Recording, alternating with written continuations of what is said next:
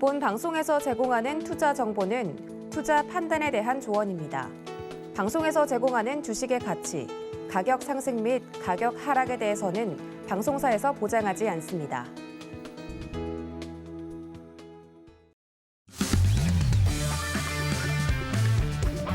안녕하세요. 해외 시장 소식을 가장 빠르게 만나보는 시간, 해외 선물 신세계 리턴즈의 손자입니다. 간밤새 뉴욕 증시는 혼조세 보였습니다. 3대 지수 중 다우지수 홀로 어거래일 연속해서 상승 마감했고 S&P 500 지수와 나스닥 지수는 하락 마감했는데요.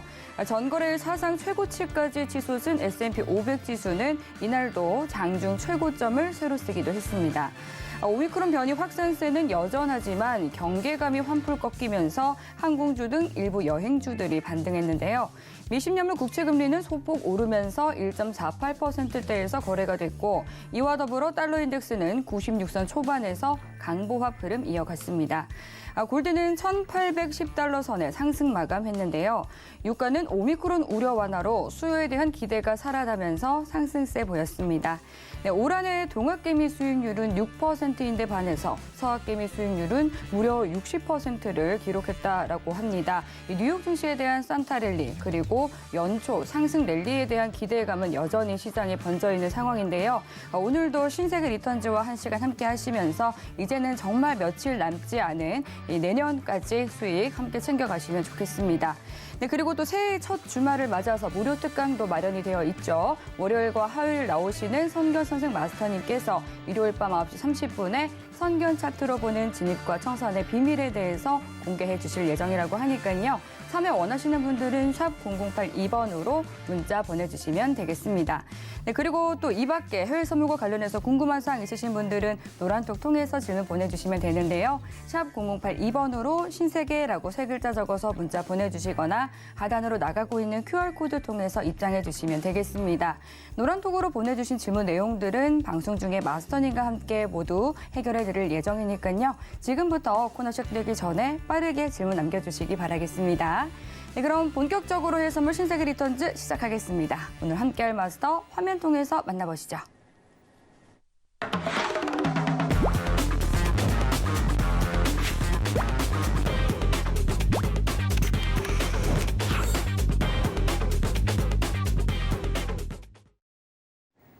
네, 수요일과 목요일은 해왕 마스터님과 함께하죠. 인사드려보겠습니다. 반갑습니다.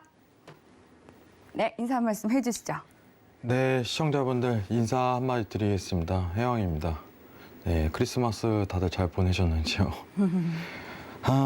지금 시청자분들이 가장 이제 시작하기 전에 제가 궁금한 거는 22년도 전망일 거예요. 네. 사실 올해는 사실 이번 주가 마지막 이제 21년도 마지막 한 주기 때문에 네.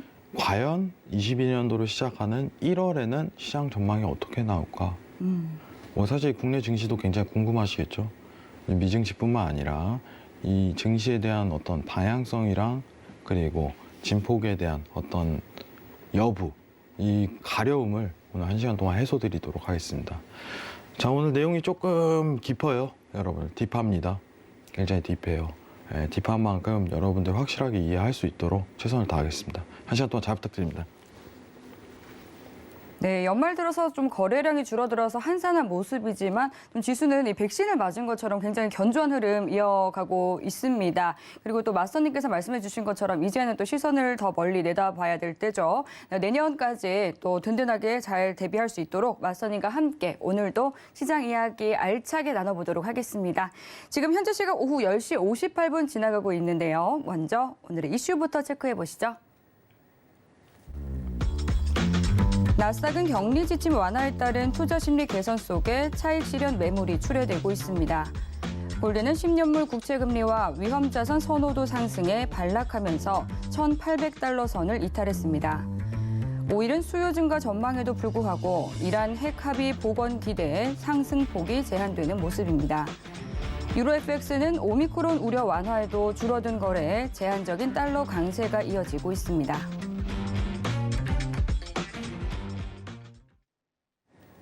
나스닥부터 유로 FX까지 오늘의 이슈 체크해봤습니다. 그럼 이어서 나스닥과 관련한 외신 기사 확인해 보도록 하겠습니다. 네, 오늘 가져온 외신 기사 제목은요. U.S. and Russia agreed to security talks on January 10th amid growing tension over Ukraine이라는 제목입니다. 미국과 러시아가 우크라이나의 긴장 고조 속에 1월 11일에 안보 회담을 가질 예정이라고 하는데요. 내용을 함께 살펴보도록 하겠습니다. 현지 시간 28일 CNBC 보도에 따르면 미국과 러시아가 죄송합니다. 1월 10일 제네바에서 안보 회담을 가질 예정이라고 합니다. 1월 10일 회의는 핵 군비 통제와 우크라이나와 국경을 둘러싼 군사적 긴장 수위 조절에 초점을 맞출 것이다라고 하는데요. 회담은 조 바이든 대통령과 블라디미르 푸틴 러시아 대통령이 지난 6월 제네바에서 합의한 전략적 안보 대화의 일환으로 열릴 예정이라고 합니다. 양국 대통령은 지난 6월 첫 대면 회담에 이어서 지난 7일 화상 정상회담을 한 바 있는데요. 이어서 러시아 나토 간 협상은 그 이틀 후인 1월 12일에 열리게 되고 또 러시아 유럽 안보 협력 기구 간 협상은 1월 13일에 차례대로 이뤄질 예정입니다. 최근 미국과 우크라이나 쪽에서는 러시아가 약 10만 명의 병력과 무기를 우크라이나 인근 지역으로 배치하고 또 내년 초에 우크라이나를 침공할 준비를 하고 있다라고 이런 주장을 좀 잇따라 제기를 하면서 군사적 긴장이 고조가 됐었는데요. 바이든 대통령은 푸틴 행정부가 우크라이나의 미군 파병을 고려하고 있지는 않지만 러시아의 구소련 이웃 국가에 대한 침공은 경제적이고 또 정치적인 대응책을 촉발할 것이다라고 경고를 했습니다. 푸틴은 바이든에게 러시아군이 공격을 하지 않을 것이다라는 보장을 받는 대가로 우크라이나의 나토 가입 불허 등을 명문화할 것을 촉구했습니다라는 내용의 기사였습니다. 러시아가 새해부터 좀 바빠질 것 같습니다. 1월에 미국과 나토 그리고 또 유럽과 함께 이렇게 연쇄적인 회담에 나설 예정이다라고 하는데요. 이 부분이 또 국제 정세에는 어떤 영향을 미치게 될지 지켜봐야 될 부분인 것 같습니다. 네, 그럼 보다 자세한 이야기는 마스터님과 함께 이야기 나눠보도록 하겠습니다. 네, 마스터님, 시황 이야기 좀 부탁드리도록 할게요. 오늘 좀 간단하게 뭐 시장에 대해서 증시가 또 신고점을 갱신하기 직전이죠. 네, 네. 정말 강한 것 같아요. 네, 굉장히 미국 강합니다. 증시는. 네. 미국 증시는 강합니다. 강해요. 근데 미국 증시에 대한 꺾임은 한번 올 거란 말이죠. 네. 내년도 전망이. 사실 그 타이밍이 굉장히 중요한 건데 사실 좀 더 강한 장기성으로 랠리를 부여할 수 있는 게 최근 사실이었는데 그 기조가 좀 더 빨리 올 것 같다는 생각은 가져요. 어떤 이유로요? 이제 긴축에 대한 시도가 빠르기 때문에. 네. 일단은 시장에 대해서 간단하게 좀 설명을 드리는 시간을 가지는 게 좋을 것 같아요. 네. 지금 시청자분들이 사실 제일 궁금한 거는 20년도 상반기 때 어떤 시장에 대한 밸런스를 가지냐. 네. 사실 상반기는 미증시는 안전하다 이거예요. 간단하게. 네. 마스터님께서도 이 산타랠리 오나요 질문에 굉장히 명료하게 옵니다 말씀해 주셨는데 정말 왔거든요. 네. 네. 왜냐면은 지금 당장 이제 최근에 증시가 파도를 쳤거든요. 네. 사실 폭포. 그때만 해도 좀 불안했었거든요. 폭포 한번 치고 다시 올라갔다가 또 폭포 치고 또 올라가는 상황이잖아요. 네. 근데 랠리라고 하기에는 좀 부담스러운 거예요. 이게 완전히 박스권 장세로 돌입하다가 네. 다시 한번 랠리성으로 들어가는 이유는 네. 어쨌든 물가는 지금 당장 내려가지 않을 것이라는 확신성 때문이죠. 어쨌든 중요한 거는 지금 시청자분들한테 물가 얘기를 하지만은 네. 전 세계가 지금 물가 때문에 굉장히 난리란 말이죠. 우리가 시장에서 체감하는 어떤 인플레이션에 대한 것보다 사실상 굉장히 심각한 수준에 이르러 있어요. 자, 내용 한번 보면서 얘기를 하도록 할게요. 네. 자, 우리가 신세계를 계속 보면서 이제 계속 얘기를 했던 거는 지금 미국 쪽에서 긴축을 빠르게 시도하고 있다는 거. 그렇죠. 뭐 때문에? 물가 때문에. 순전히 뭐 시장이 정상화됐다 이게 전혀 아니에요. 그죠? 원래 우리가 추구 전략에 대해서 어떤 이제 중앙은행에서 내세우려면 이제 정상화가 됐네라고 판단을 했을 때 올라가는 게 순서잖아요. 사실 저는 이 부분에 대해서 굉장히 우려가 깊은 건 사실입니다. 지금 단순히 물가가 올라간 게 정상화에 대한 구조로 물가가 오른 거라면 당연히 추구 전략을 나서야겠죠. 맞잖아요, 여러분들. 그죠? 원래 정상화가 들어가면은 물가는 계속적으로 상승할 수밖에 없어요. 돈을 푸니까. 근데 이거는 좀 지난번 이제 2008년 때랑은 조금 다르다는 거죠. 지금 상황은 뭐냐면 이제는 물가가 오르고 이제 어떤 경제 지표가 상승 추세에 있으니까 이제는 정상화하자 하고서 시작하는 게 테이퍼링이지만 지금은 상황이 다른 게 야 이거 물가 너무 오른다. 이거 빨리 정상화하자. 정확하게 이 차이예요. 2008년에 대한 사건하고. 이거는 사실 이제 내년도 미국의 숙제인 거예요. 항상 끌어안고 가는. 너무 빠른 정상화를 시도했나? 이런 우려를 낳을 수도 있는 거죠. 왜냐? 경제 지표가 활성화가 아직은 안 돼 있는데 팬데믹 이전 수준에 대한 어떤 가능성이 시사하지는 않았는데 그죠? 이게 가장 이제 미국이 해결해야 될 숙제입니다. 상황이. 자, 우리는 그러면 증시에 대한 방향성이죠. 증시는 해석이 또 달라요. 우리가 거시적으로 이런 얘기는 할 수 있잖아요. 그죠? 물가가 올라서 긴축을 하는 겁니다. 근데 2008년과 조금 차이는 뭐냐면은 그땐 지표 때문에 올라서 정상화를 한 거지만 당연히 물가가 오르니까 지표가 좋아지면. 근데 지금은 물가 때문에 정상화를 일찍 하는 경향이 커요. 원래는 유럽처럼 돈을 더 풀어야 정상인데 근데 우리가 봤을 때 이제 증시의 상황은 실질적으로 물가랑 지금 깊숙한 연관성을 가진다는 거죠. 이게 핵심 포인트예요. 자, 일단 내용 읽어보고 가도록 할게요. 네. 지금 일단은 인플레이션 경로에 대한 불확실성이 있다. 이게 팩트거든요. 이것 때문에 이제 미국이 출구 전략을 하는 거잖아요. 여러분들. 지금 미국이 뭐 한다고 금리를 올려요? 물가가 올라가니까 올리는 거죠. 근데 이게 불확실성이 있다는 거야. 어쨌든 해결해야 될 숙제이기 때문에 긴축을 하는 거긴 하지만 이 불확성이 내재돼 있으니까 증시는 상단에서 계속 버틸 거라는 거예요. 이 불확실성 때문에. 말이 아이러니하죠? 여러분들. 회왕님, 물가가 불안정한데 증시는 왜 올라요? 시장 구조가 그렇게 돼 있으니까요. 이건 계속 강조하던 거고. 그러면은 지금 시장에 대해서 핵심 PC 인플레 전망은요. 여러분들 보시면은 22년도까지 1분기까지 높은 수준을 유지할 것이라고 예측되고 있습니다. 이 불안정성이 고조돼 있으니까. 자, 이 해결은 뭐냐? 이 뜻은 뭘까요? 이게 뜻하는 걸 이해하셔야 됩니다. 다시 한번 얘기할게요. 22년도 1분기까지 높은 수준의 물가를 유지할 것이다. 여기 보이시죠? 높은 수준에 대한 물가를 유지할 것이다.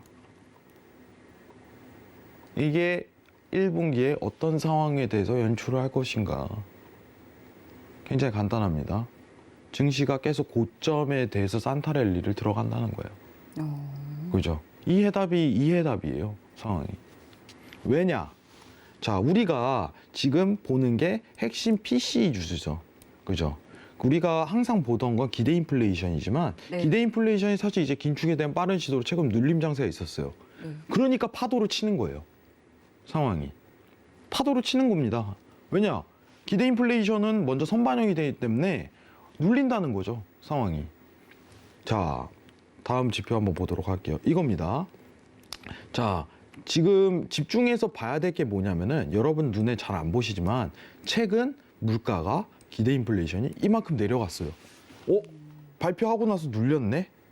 근데 이게 앞으로 하방세에 계속 가냐? 이게 핵심인 거예요. 그래야지 증시에 대한 변화율을 측정할 수 있으니까. 근데 여러분들 고점이 나왔을 뿐이지 하방에 대한 추세 시작은 아니다 이겁니다. 지금 당장은. 그거는 이제 금리 인상을 하고 나서 하방 추세에 돌입될 가능성이 높다는 거예요. 기대 인플레이션 또한. 그러면은 여기서 중요한 건 뭐냐면 지금 파란색 선이 10년물 기대 인플레이션인데 이게 여기서 논다면 어떻게 되겠어요? 여기서 논다면? 이 구간에서 그냥 랠리성으로 간다면 그냥 산타 랠리 계속 가는 거예요. 간단합니다. 왜냐? 10년물 국채 금리에 대해서는 큰 변동률은 없을 게 보이니까. 그럼 앞으로 이게 랠리성으로 가게 된다면 이 실질 금리는 하단에서 계속 꿋꿋이 버티는 거죠, 상황이. 이 연출이 된다면 증시에는 계속 돈이 들어가는 겁니다. 이해하시겠죠? 수요가 그만큼 충족이 된다는 거예요. 왜냐? 여러분들, 돈의 흐름이 증시에 집중이 되니까. 이게 핵심 포인트예요. 이게. 여러분들. 앵커님 혹시 이해하셨나요? 네. 제가 좀 확인을 받아야 돼갖고 왜냐하면 어려운 사실 내용이잖아요. 네, 사실 저는 그 부분이 궁금하긴 했거든요. 네. 이게 지금 BEI가 하락을 하고 있는데 그렇다면은 증시가 조정이 와야 되는데 조정이 오지 않고 계속해서 이렇게 상승 랠리를 펼치는 이유가 무엇일까 궁금했는데 그죠. 그 부분을 짚어주셔서 좀 속이 시원하네요. 제일 심각한 게 이거죠. 지금 조정을 최근에 줬었거든요. 좀 시게. 네. 근데 그게 이제 긴축에 대한 어떤 빠른 시도로 인해서 눌린 건 사실이지만 네. 지금 시장에서 이 기대 인플레이션을 팍팍팍팍 꺾을 만한 그 정도 이제 지표는 아니라는 거예요. 시황. 다만 고점만 만들 뿐이죠. 네. 예, 더 추가적인 상승만 못하게끔 시도하는 거죠. 미국 입장에선. 그렇다면 이 구간에서 차트 한번 다시 보면서 얘기할게요. 네. 제일 중요한 거는 지금 시장에서 여러분들 뭔 얘기예요? 지금 시장에서 가장 무슨 미증시 얘기하면 미증시는 이제 긴축합니다. 앞으로 이제 경제 여건이 굉장히 좋아지고 있어요. 여러분들. 그래서 증시가 오릅니다. 네. 그리고 자꾸 오미크론 변이를 갖다 붙이고. 오미크론 붙이고 이제 어떤 미국에 대한 실적이 강화되고 있습니다. 말도 안 되는 소리 하지 말라는 거예요. 여러분들. 안 그래요? 그럼 팬데믹 이후에 상승했던 건 어떻게 표현할 거예요? 팬데믹 이때 왜 상승했어요?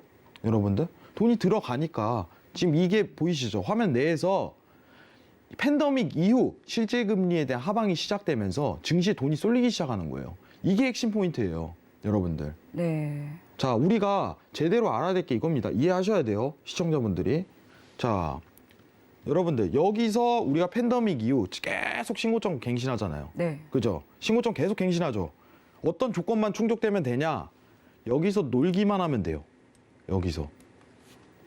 이게 실질금리입니다. 실질금리란 뭐예요? 내가 체감하는 금리가 마이너스라는 거예요. 마이너스에 대한 형태가 들어갔을 때 자본에 대한 부의 이동이요. 위험자산으로 계속 쏠리는 현상이 발현된다는 거죠. 네. 그럼 제가 말한 위험자산은 뭘까요?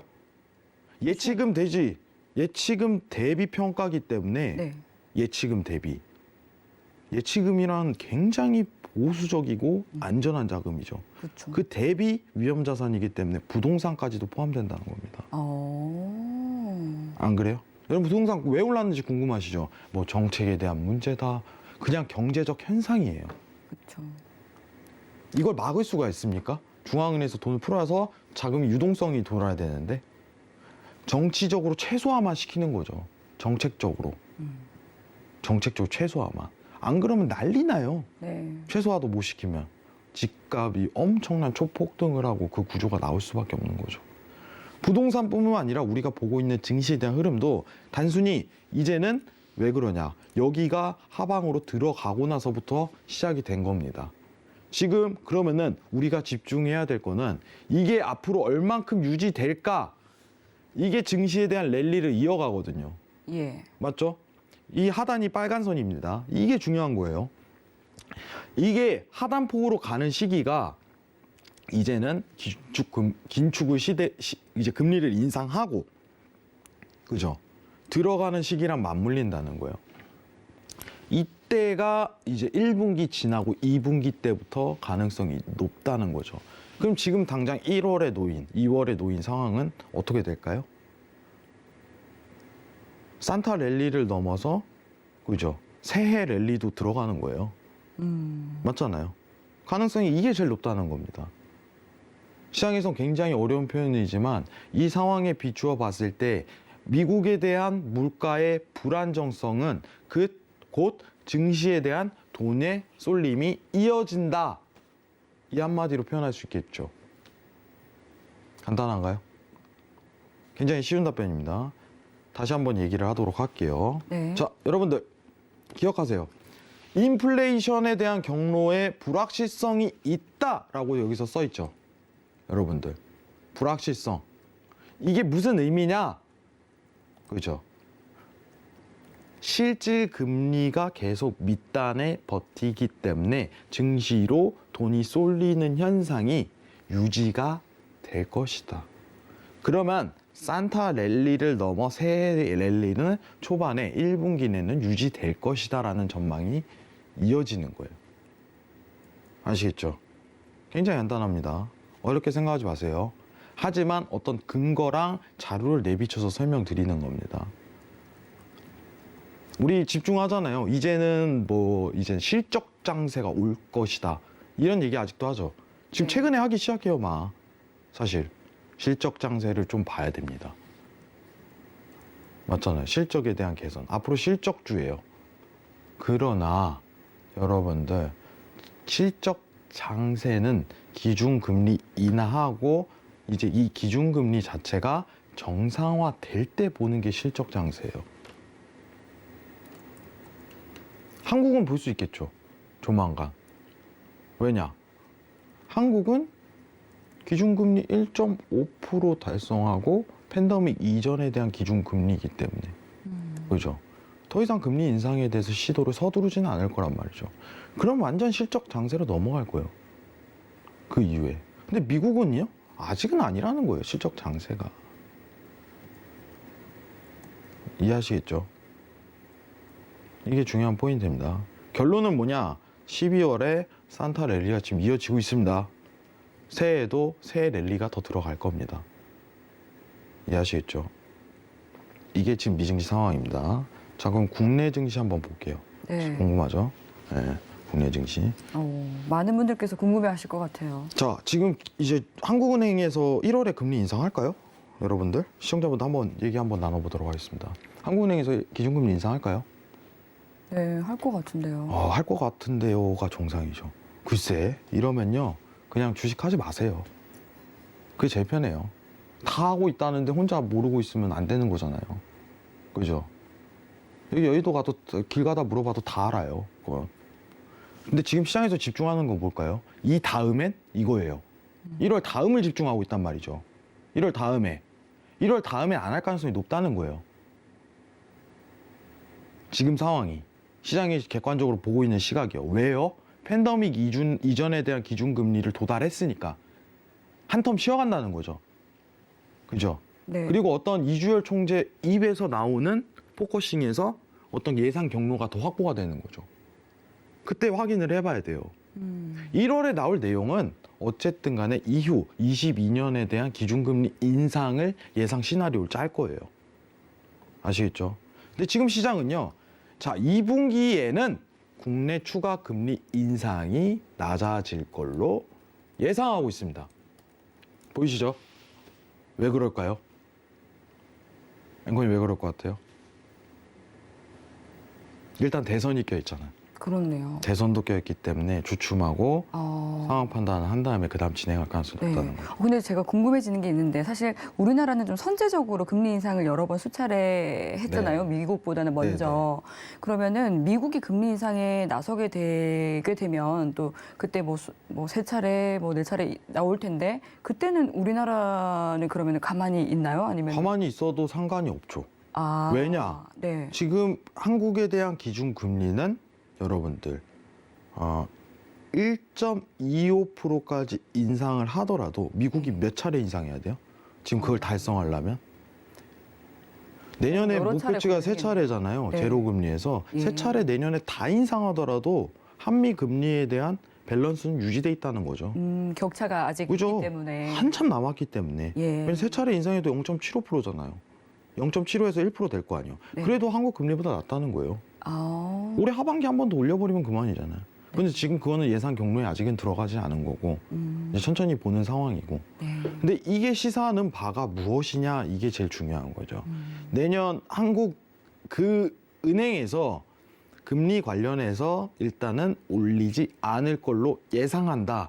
그러면은 시장은 어떤 변화를 이룰 것인가 이게 핵심인 거예요. 네. 그죠? 네. 이게 핵심이죠. 그럼 어떤 상황이 유지가 되냐? 결국은 여러분들 화면 좀 내리겠습니다. 네. 어떤 상황이 유지가 되느냐? 네. 그러니까 대선이 이루어지기 전까지인가요? 네, 일단은 대선이 이루어지기 전까지 어떤 상황이 아니라 네. 내년 쭉, 앞으로 네, 쭉요. 내년 쭉 가장 나올 가능성이 높은 시장에 대한 장세는요. 네. 단순합니다. 네. 네, 귀 쫑긋하는 소리가 들리는 것 같은데. 자, 여기서 해답이 나와요. 네. 자, 지금 화면 보이시나요? 미증시 앞으로 따라갈 겁니다. 오. 그냥 굉장히 좋아요. 코스피는 미증시 오르면 오르고 떨어지면 떨어지는 행보를 이어질 수밖에 없어요. 네. 내년 1분기 지나서 그냥 다이렉트로 그대로 가요. 지금부터 디커플링이 커플링화 되기 시작했어요. 자, 최근에 우리가 제일 많이 보던 뉴스가 자, 미증시는 신고점 괜찮은데 코스피는 왜 이래? 단순하잖아요. 그죠? 코스피는 왜 이래? 왜 그럴까요? 코스피는 6월부터 긴축을 시도했는데 그때 테이퍼링 할까 말까 고민하던 때였단 말이에요. 미국에서. 굉장히 간단하잖아요. 근데 지금은 뭐예요?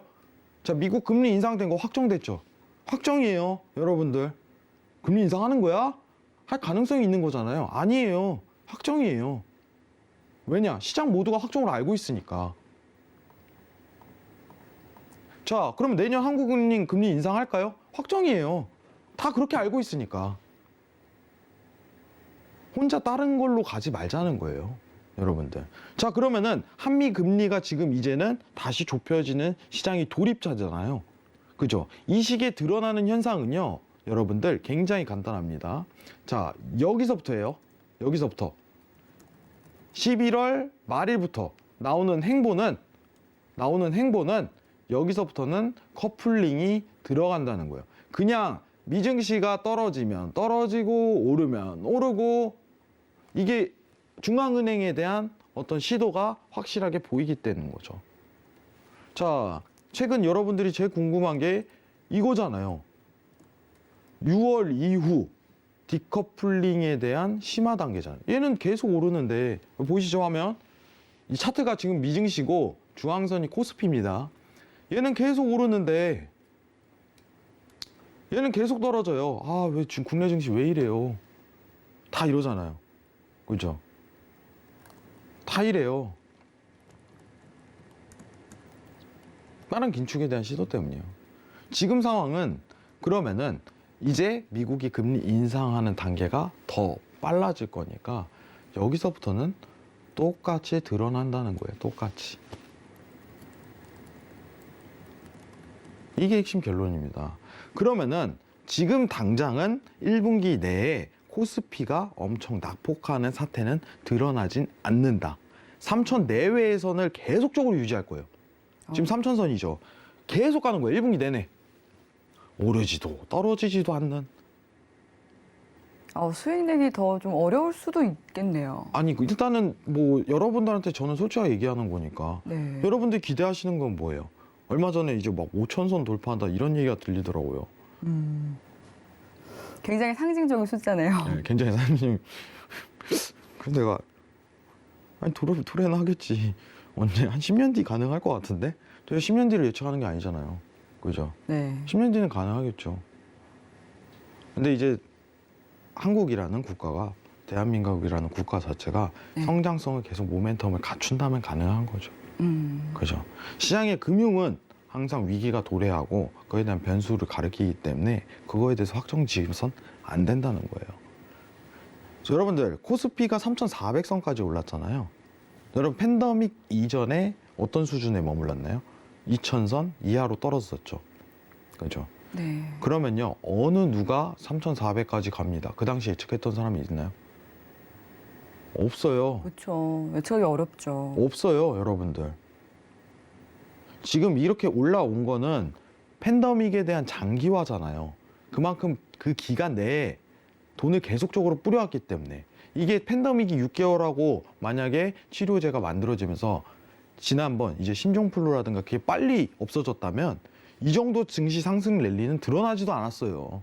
돈을 쓸 일이 없으니까 중앙은행이 빨리 잠식돼 버리니까. 그죠? 이해를 하셔야 됩니다. 시장에 대한 깊은 이해가 필요해요. 그럼 지금은 당장은 앞으로 3천선에 대한 레벨링을 유지하는 1분기가 되겠구나. 이렇게 판단하고 있는 게 그 이유예요.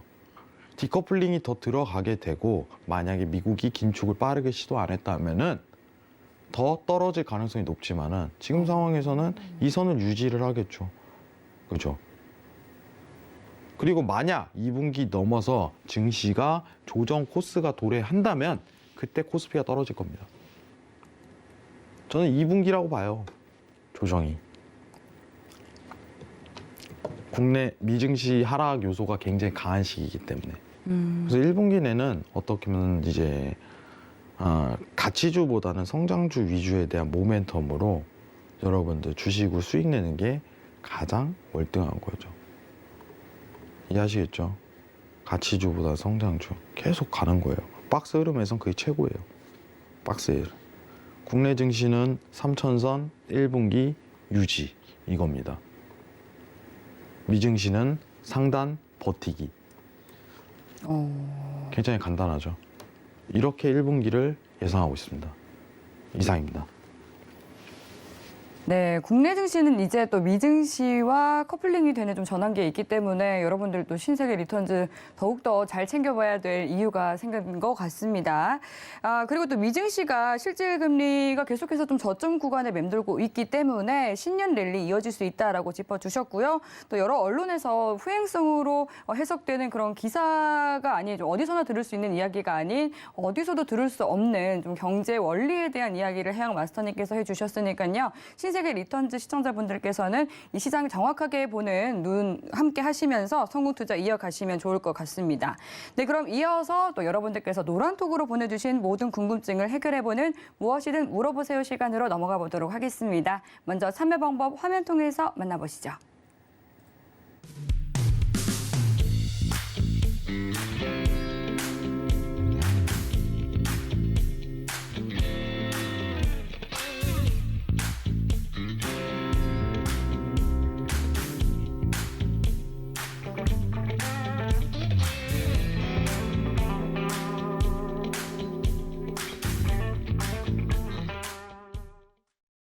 네, 개장까지 시간이 또 얼마 남지 않은 관계로 빠르게 만나보도록 하겠습니다. 첫 번째 질문은 해선왕가희님께서 보내주셨고요.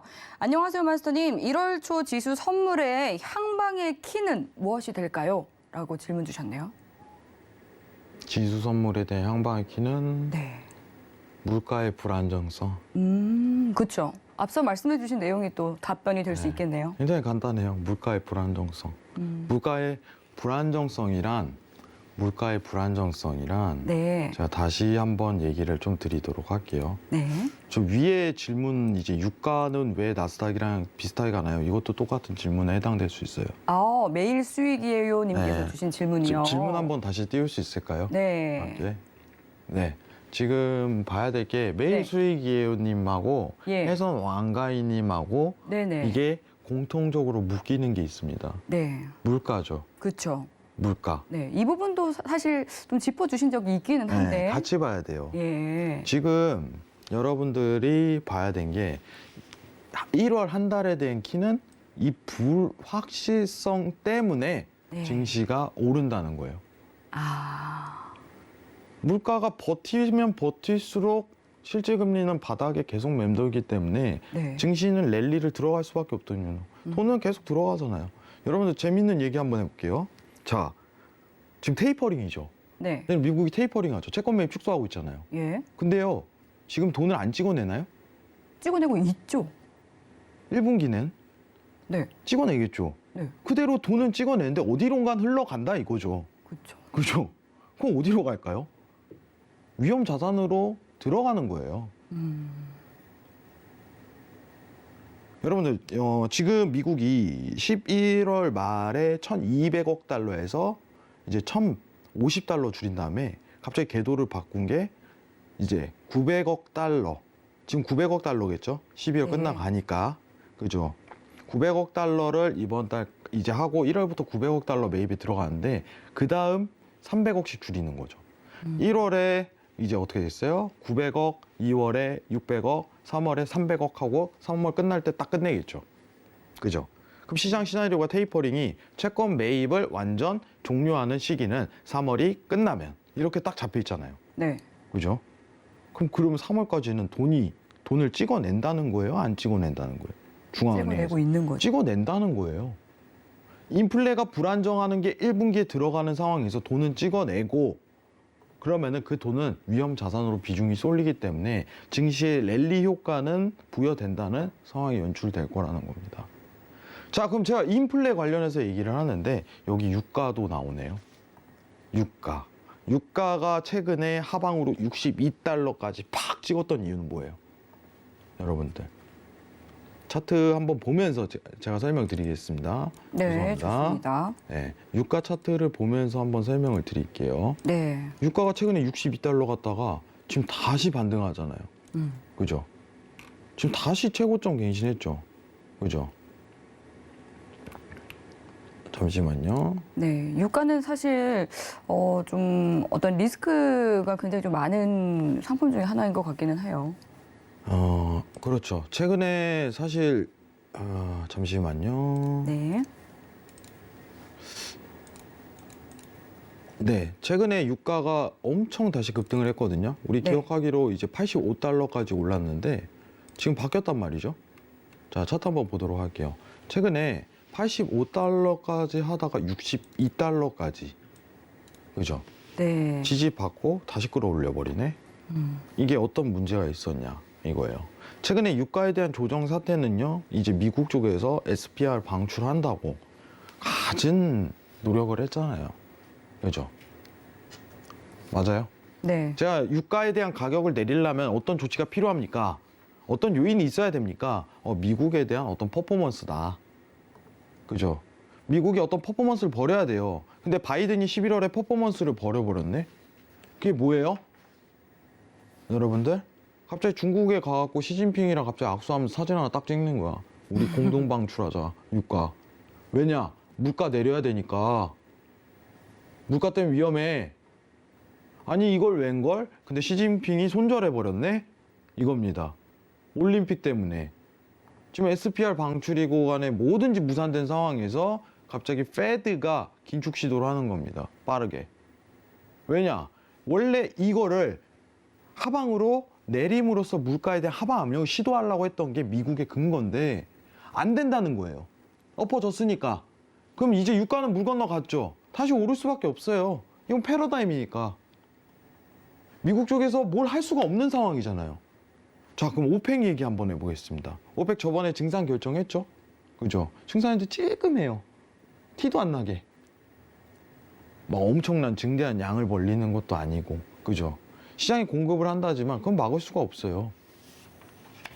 미국이 오펙이 증산하는 속도는요, 미국이 지금 생산을 못하는 속도에 훨씬 밑에 돌고 있으니까 수요 공급의 균형을 맞추지 못하잖아요. 앞으로도 유가는 고유가 레벨을 유지하라는 게 현실인 거죠. 그죠? 그러면은 지금 물가가 내려가지 못하는 이유도 어떻게 보면 유가의 영향력이 굉장히 큰 거죠. 그죠? 당분간 유지되는 거. 그럼 지수랑, 이 뜻은 지수랑 물가랑 최근 커플링이 당분간은 들어갈 수밖에 없다. 이것도 직결이 되는 거죠. 근데 이러한 환경이 드러나는 게 매일인가요? 아니요. 지금 매크로 환경에서만요. 라고 얘기를 할 수 있는 거예요. 지금 물가에 대한 중요성이 부각시되는 시대 때 유가에 대한 상승 포인트가 드러나는 그 상황은, 그죠? 고물가, 고유가 이어지잖아요. 고물가는 증시 랠리. 맞죠? 네. 다 아다리가 맞는 거예요. 딱 짝이 지어지잖아요. 상황이. 그죠? 최근 커플링에 대한 이유는 유가가 물가랑 깊숙한 연관성이 있기 때문이다. 이렇게 지어질 수 있습니다. 그리고 1분기의 핵심 키는 물가의 불안정성이 있기 때문에. 우리가 불안정성이라는 건 뭐예요? 말 한마디로 고물가를 유지한다는 거겠죠. 네. 고물가를 계속적으로 유지한다. 그럼 불안정성이라고 하잖아요. 이제 하방 압력이 시도하고 안정화가 들어갈 것입니다.가 아니라 불확실성, 불안정성, 물가. 근데 고물가는 증시에 좋다. 지금 이 상황이에요. 핵심 키는 고물가입니다.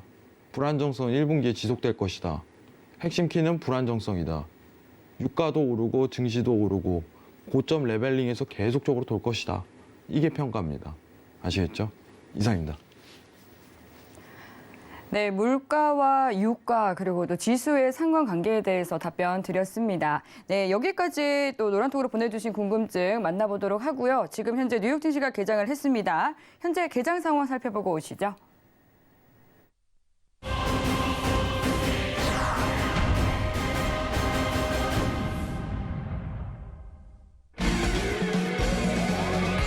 조금 전 출발한 뉴욕 증시 3대 지수는 상승세 보이고 있습니다. 네, 먼저 주요 상품 시세 살펴보겠습니다. 나스닥 시세입니다. 0.25% 상승한 16,531포인트 선 지나고 있습니다. 다음 골드입니다. 0.99% 하락한 1,793달러 선 지나고 있습니다. 이어서 오일입니다. 0.3% 내린 배럴당 75달러 선 지나고 있습니다. 마지막으로 유로입니다. 0.3% 상승한 1.135달러 선 지나고 있습니다. 네, 개장 상황 살펴보고 오셨는데요. 그럼 이어서 각 상품별로 대응 전략 마스터님과 함께 알아보도록 하겠습니다. 먼저 나스닥은 현재 구간에서 어떤 대응 전략 가져가면 좋을지 팻말 통해서 확인해 보도록 할게요. 준비해 주시고요. 들어보겠습니다. 하나, 둘, 셋. 나스닥 오늘 매수 들어주셨네요. 네, 매수입니다. 네. 사방으로 들어주시네요. 자, 어제는 제가 사실 데일리 네. 트레이딩을 하면서 매도에 좀 집중을 했어요. 시장에 대한 어떤 조정력이 좀 강화되는 구간이다 네. 이 생각을 했는데 지금 시장에서 좀 집중되는 거는 사실 이거겠죠. 이거 더 추가 상승할 수 있을까? 예. 어제 분은 조정분밖에 안 돼요. 근데 이게 지금 추가 하락에 대한 포인트를 기록할 수 있을까? 그죠? 이게 핵심 포인트입니다. 자, 지금 상승에 대한 추이는 여러분들 상승에 대한 추이는요 더 추가적으로 확보될 가능성이 일단 매우 높습니다. 매우라는 표현을 할게요. 매우. 자, 지금 틱 차트 한번 흐름 볼게요. 자, 여러분들 기본적으로 틱 차트에 대한 이해도를 못 하시는 분들이 있는데 우리가 분봉 차트, 5분봉, 이제 60분봉 이렇게 하잖아요. 시간에 대한 개념이죠. 근데 틱은 뭐예요? 거래량에 대한 개념입니다. 지금 제가 300틱 차트를 키고 있죠, 여러분들. 굉장히 간단한 거예요. 300개의 틱 차트를 하나를 잡는다라고 했을 때 이 한 봉이요, 300개 거래가 이루어지면 한 봉이 완성이 돼요. 그렇기 때문에 거래량에 대한 차트라고 표현합니다. 데일리 트레이딩 기준에서는 이제 거시적인, 이제 주식이랑 좀, 주식에서는 틱 차트를 안 써요. 의미가 없으니까. 수급에 대한 분석을 해야 되기 때문에. 근데 거시적인 우리가 보는 나스닥, 코스피, 이거는 틱 차트가 굉장히 유용해요. 그러면은 그거는 제가 나중에 시간 돼서 설명을 드리고요. 네. 지금 차트를 일방적으로 딱 그려볼게요. 자, 지금 한번 보도록 하겠습니다. 자, 하방에 대한 지지를 이렇게 쭉 그어봐요. 그죠? 그거지죠? 여러분, 누구나 할 수 있어요. 누구나 할 수 있는 게 해선입니다. 자, 여기 보이죠? 지금 이 선. 자, 연두색으로 그릴게요. 자, 이 선 보이시나요? 이게 네. 핵심 선입니다. 이 선이. 자, 좀 두껍게 할게요. 자, 지금 이 선 보이시죠? 이 선을 그대로 한번 이어볼게요. 뭐가 보이시나요? 지금 여기가 보이시나요? 똑같은 선을요, 똑같이 그었어요. 상단에. 근데 여기 맞고 내려오네? 이게 무슨 의미일까요? 지금 상황이? 굉장히 간단하게 얘기 드릴게요. 이게 지금 구축되는 미증시의 채널링이라는 겁니다. 이 포맷으로 지금 가고 있는 거예요. 상황이. 이거를 긋는 이유는 뭐예요? 자, 우리가 고점 매도를 취하기 위해 손절폭이 최소화될 수 있는 구간에서 들이대는 게 상식선이란 말이죠. 그죠? 그럼 매도를 보더라도 여기서 봤어야지 정상적인 거죠. 지금. 그죠? 근데 시간대 보니까 오늘 18시예요. 유럽장 개장할 때 고점이 나왔네. 그죠? 지금 매도는 들이댈 자리가 아니라는 겁니다. 그죠? 그러면은 지금 중요한 거는 이 채널에 대한, 우리 그거 많이 하잖아요. 이제 엘리언트 파동. 네, 어떤 분이 하시는데 얘기 좀 잠깐 하도록 할게요. 엘리언트 파동 그거 막 하는 거 아니에요, 여러분들. 지금 여러분들 이 밑에 파동 보이시죠? 1, 2, 3 파동. 자, 1, 2, 3 파동이 형성이 파동값이 잡혔다는 건 엘리언트 파동의 기본 완성 조건이에요. 네. 자, 그럼 우리가 지금 보는 연두색 선은 뭐예요? 시청자분들? 이거는 파동값이 다 완성된 엘리언트 파동이라는 거예요. 그러면은 파동의 값이 변경될 가능성이 매우 높다는 게 지금 타이밍 23시 39분 시점입니다. 아시겠나요? 23시 39분에 대한 시점이 파동값이 지금 앞으로 변경될 가능성이 매우 높다는 거예요. 지금 잡히나요? 안 잡혀요. 지금 연두색 같은 오늘 데일리 파동이 잡힐까요? 안 잡혀요. 다만 유추할 수 있는 건 지금 시장 수급 내에서 이게 만약 이탈한다면 매수세에 대한 파동값이 그때 잡힐 거예요. 아시겠죠? 그럼 시청자분들이 간단히 인지해야 되는 게 있어요. 자, 일단은 지금 차트 포인트에서 16,550포인트 이탈이 드러나면 그때부터 매수세가 드러날 것입니다. 이게 1차 기억입니다. 맞죠? 그러면은 해왕님 16,550 이탈 나오면요. 이거 그냥 들이대나요? 매수 보나요? 이렇게 나올 수 있겠죠. 네. 안 된다는 거예요. 여러분들. 자, 지금 보시면은 우리가 차트 한번 볼게요. 지금 하방에 대한 전일 추세가 계속적으로 이어지죠. 보이시죠? 여러분들. 맞나요? 이 하방이 랠리가 이어질 때 이 MACD에 대한 0 이탈 값에서 엄청난 하락폭을 기억합니다. 이게 추세예요. 상방보단 하방. 그럼 이게 이탈점이 나올 때는 지금 MACD 상방에서 놀고 있다는 거죠. 자, 지금 16,550 이탈 안 나왔죠? 또 저항받죠, 한 번 더. 보이시죠? 방금 수급에서. 이탈이 일단 나와야 돼요. 보이시죠? 여러분들, 실시간으로. 이탈이 나오잖아요. 그러면은 이게 MACD가 지금 상방에서 이렇게 놀고 있을 거란 말이에요. 톤 다운. 기다려. 웨이트. 기다리라는 거예요. 왜냐? 수급이 눌림세가 들어올 거란 말이에요. 한 번은. 파동은 어차피 오르락 내리락 오르락 할 텐데 여기서 오른다고 해갖고 이 눌리는 그 대한 구간을 진입장벽을 이상한 데서 잡지 말자 이겁니다. 다시 내려오고 올라갈 때 잡아야 돼요. 그러면은 우리가 기억해야 될 건 16,550포인트가 일단 이탈이 나와야지 첫 번째 조건이 들어간다. 이제 매수세 준비를 하자. 두 번째는 뭡니까? 눌린 구간이 연출되는데 그때 지표값을 활용하자입니다. MACD가 이 이탈이 드러나고 음봉에서 다시 양봉으로 들어설 때 그때 시장의 시그널이 굉장히 강하게 작용해요. 이때 들어가는 거예요. 이해하시겠죠? 좀 어려운 표현이었습니다. 간만에 좀 차트 얘기 좀 했어요. 네. 굉장히 그러면요. 이게 장점이 뭐냐? 여러분들 막 지금 막 매매하고 싶죠? 막 손이 근질거려요. 아, 지금 들어봐라. 그런 게 없다는 거예요. 난 확실한 데서 대응을 하겠어. 내가 자신감 있는 포지션, 손절이 가능한 포지션에서 대응을 하겠어. 이 관점이 성립돼 버려요.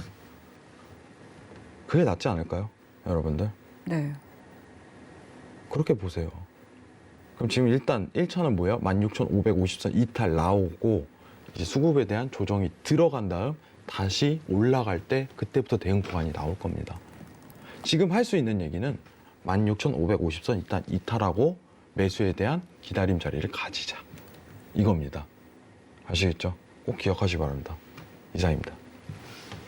네, 투자를 하실 때 좀 리스크를 줄일 수 있는 이 기법에 대해서도 또 알려주셨습니다. 네, 아쉽지만 어느덧 또 마칠 시간이 됐는데요. 마무리하기에 앞서서 또 마스터님, 시청자분들께 한 말씀 챙겨주시면 좋을 것 같습니다. 국내 증시 같은 경우는 또 내일이 올해 마지막 짱이거든요. 네, 짧게 한 말씀 부탁드립니다. 네, 짧게 하라 합니다. 여러분들 돈 많이 버세요. 이상입니다. 네, 시간이 또 촉박하다 보니까 이렇게 짧게밖에 듣지 못했는데 내일도 또 해영 마스터님 출연하시니까요. 내일도 본방사수 해주시기 바라겠습니다. 네, 그리고 또 새해 첫 주말 무료 특강 마련되어 있는 거 알고 계시죠? 월요일과 화요일 출연하시는 선견 마스터님께서 선견 차트로 보는 지니까 청산의 비밀 공개해 주시니까요. 든든한 수익 보고 싶다 하시는 분들은 샵 0082번으로 문자 보내주시면 되겠습니다. 네, 참고로 본 방송에서 제공하는 정보는 투자 판단에 대한 조언일 뿐 해당 상품의 가치나 수익률을 보장하지 않습니다. 서울경제TV는 자본시장 통합법을 준수합니다. 1:1 투자 상담과 유사 수신행위 등 모든 불법 사항을 엄중히 금지합니다. 오늘 저희가 준비한 내용은 여기까지입니다. 오늘도 함께해 주신 여러분 고맙습니다.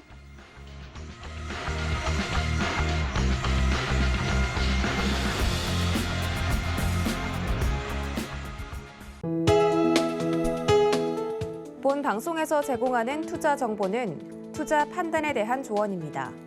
방송에서 제공하는 주식의 가치, 가격 상승 및 가격 하락에 대해서는 방송사에서 보장하지 않습니다.